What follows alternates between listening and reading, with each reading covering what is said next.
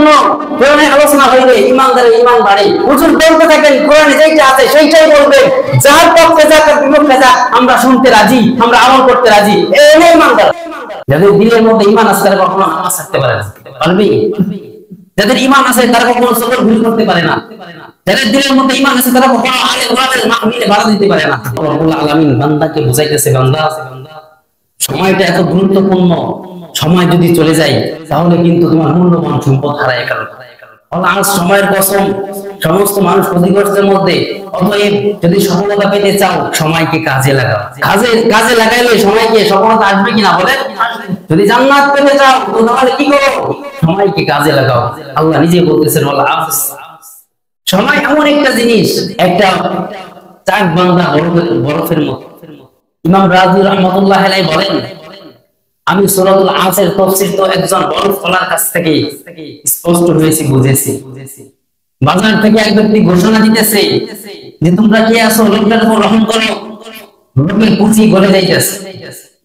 ইমাম রাজি রাহমাতুল্লাহ আলাইহি বলেন, পুঁজি কি কখনো গলে যায়? কি বলে এটা? গিয়ে দেখে এক বরফ বিক্রেতা বরফ বিক্রি করতেছে, তার পুঁজি যা আছে সবই তো বরফের মধ্যে নাকি। এখন গিয়ে দেখে এক বরফ বিক্রেতা বরফ বেচতেছে। এখন যদি মানুষ নিতে দেরি করে প্রত্যেকটা মুহূর্তে তার পুঁজি বলে যাইতেছে কিনা বলে?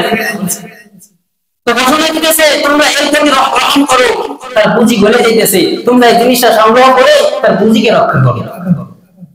তো আমাদের জীবন সময় এমন একটা জিনিস, সেটা হলো বরফের মতো।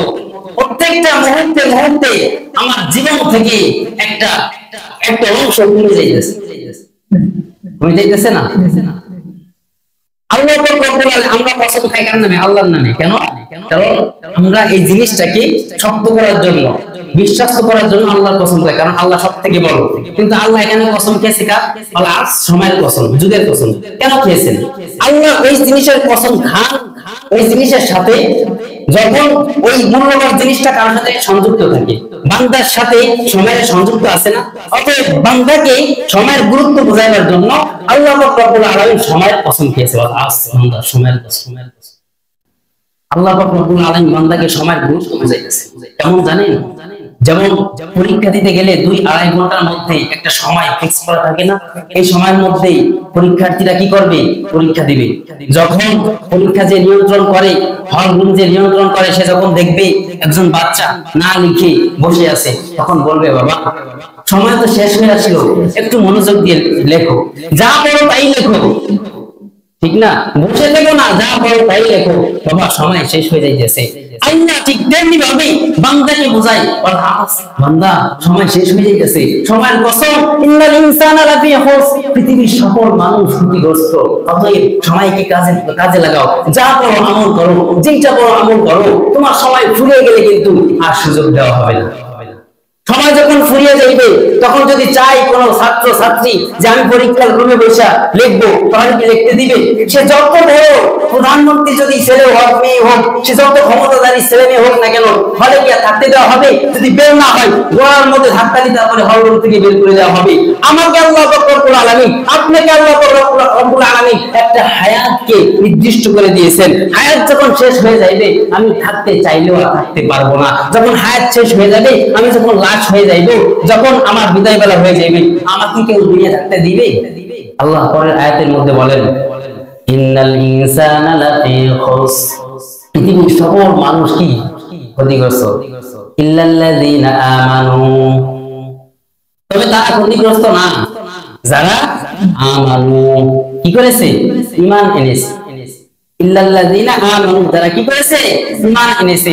বান্দা পৃথিবীর সকল মানুষ ক্ষতিগ্রস্ত, ইল্লাল্লাযীনা আমানু, তবে তারা ক্ষতিগ্রস্ত না যারা ঈমান এনেছে। এখন আপনারা বলবেন হুজুর ঈমান তো আমাদের সকলেরই আছে, বলবেন না? সকলের ঈমান আছে। আচ্ছা আমি মানে আপনাদের ঈমান আছে, তবে ঈমান কাদের নাই সেটা আমাদের দরকার আছে না? ঈমান নাই কাদের? যাদের দিলের মধ্যে ঈমান আছে তারা কখনো মিথ্যা কথা বলতে পারে না। যাদের দিলের মধ্যে ঈমান আছে তারা কখনো নামাজ ছাড়তে পারে না, পারবে? যাদের ঈমান আছে তারা কখনো সবর ভুল করতে পারে না। যাদের দিলের মধ্যে ঈমান আছে তারা কখনো আলে ওলামার মাহফিলে বাধা দিতে পারে না। যাদের দিলের মধ্যে ঈমান আছে তারা সামান্য ক্ষমতার কারণে, সামান্য চেয়ার টিকে রাখার কারণে কখনো মানুষের উপর অত্যাচার জুলুম করতে পারে না। যাদের ভিতরে ঈমান আছে তারা কখনো কি করতে পারে না, মানুষের উপর জুলুম করতে পারে না, অন্যায় করতে পারে না, সুদ খাইতে পারে না, ঘুষ খাইতে পারে না, জুলুম করতে পারে না, চোরাচালান করতে পারে না। এইগুলো যারা করে তারা পশ্চিম কাল ঈমানদার হতে পারে না। আমাকে যদি ঈমানদার হতে হয় তাহলে অবশ্যই আমাকে সত্য কথা বলতে হবে, নামাজ পড়তে হবে, বিপদ থেকে বাঁচতে হবে, সুদ থেকে বাঁচতে হবে, আমার সামর্থ্য থাকলে হজ করতে হবে, আল্লাহ তাআলা রাসূলের হুকুম মোতাবেক চলতে হবে, তবেই আমি ঈমানদার দাবি করতে পারবো। ঠিক না? তবে ঈমানদার দাবি করতে পারবো। ঈমানদার যারা, তাদের দিলের মধ্যে আল্লাহ তাআলার ভয় সর্বক্ষণ থাকবে। ঈমানদার যারা, তাদের দিলের মধ্যে কি থাকবে? আল্লাহর ভয় থাকবে। এবং যখন কোরআনের আলোচনা হবে তখন তার ঈমান আরো বেড়ে যাবে। বলতে ঈমান বাড়ে, কোরআন আলোচনা হইলে হুজুর একটু ভাবি চিন্তা কথা বলে না, কইতে ঈমান বাড়বে। এই জন্য কোরআনের আলোচনা হইলে ঈমানদারের ঈমান বাড়ে। হুজুর বলতে থাকেন কোরআনে যেটা আছে সেইটাই বলবেন, যার পক্ষে যা তার বিপক্ষে যা আমরা শুনতে রাজি, আমরা আমল করতে রাজি। এই ঈমানদার, সে ঈমানদার না? অতএব ঈমানদার যদি দাবি করতে হয় আল্লাহ তাআলার রাসূলের হুকুম মেনে ঈমানদার দাবি করতে হবে। নিজের মন গড়া ঈমানদার দাবি কোশ্চেন করা হয় না। যদি রবের হুকুম মেনে আল্লাহ তাআলার ভয় দিলে রেখে আল্লাহ তাআলা তার রাসূলের হুকুম মেনে চলতে পারি, তো আল্লাহ পাক রব্বুল আলামিন নিজেই ঘোষণা দিয়ে দিয়েছেন ঈমানদারের জন্য কি পুরস্কার রয়েছে। ইন্নাল্লাযীনা ক্বালু রাব্বুনাল্লাহ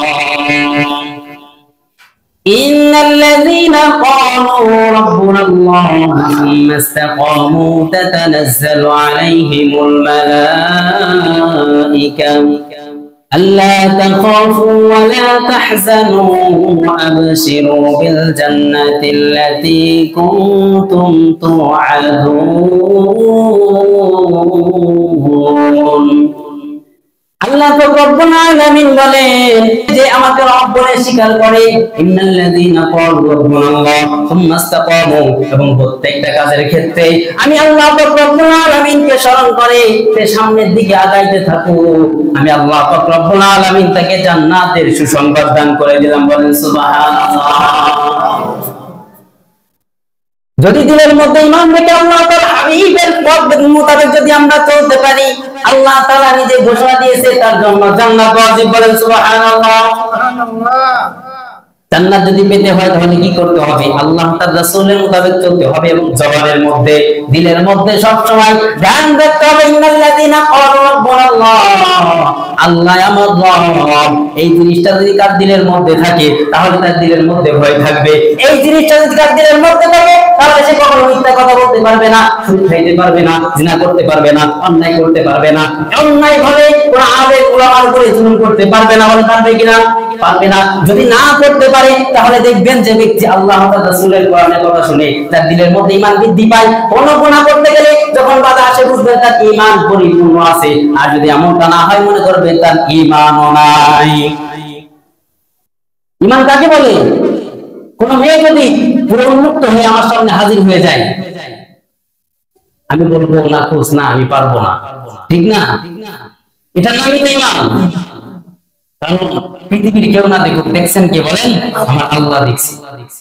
ঈমান কি মানুষকে দেখাইবার না? ঈমান তো রবকে দেখাইবার না। অতএব পৃথিবীর কোনো মানুষ না দেখুক, আমি আমার আল্লাহকে বিশ্বাস করি, আমি আমার রবকে বিশ্বাস করি। পৃথিবীর কোনো মানুষ না দেখুক, আমার আল্লাহ দেখছে। অতএব এই গুনাহ কাজ আমি করতে রাজি না। আমার জীবন চলে যাক, আমি গুনাহ কাজ করতে রাজি না।